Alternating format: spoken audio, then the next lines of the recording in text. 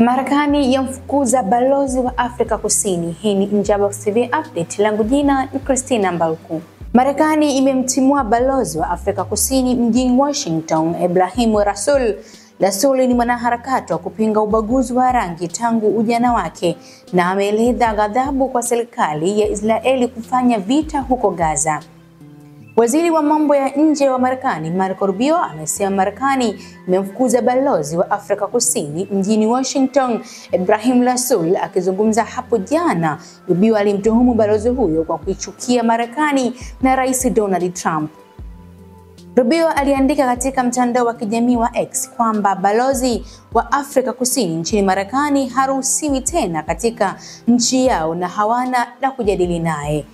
Kufukuzwa kwa balozi Rasool, hatua ya nadra kuchukuliwa na Marekani, ni tukio la hivi karibuni kabisa la ongezeko la msuguano kati ya serikali ya mjini Washington na ile ya mjini Pretoria.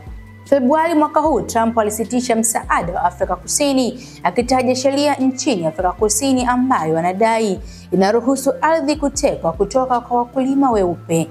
Wiki iliyopita Trump alichochea zaidi hali ya wasiwasi akisema wakulima wa Afrika Kusini wanakaribishwa kwenda kuishi Marekani baada ya kurudia madai yake kwamba serikali inachukua kwa nguvu ardhi kutoka kwa watu weupe. Hii ni Njabox TV update, langu jina ni Christina Mbaluku. Usisahau kusubscribe, kulike na kushare ili uanze kupata notification tunapoacha updates mbalimbali.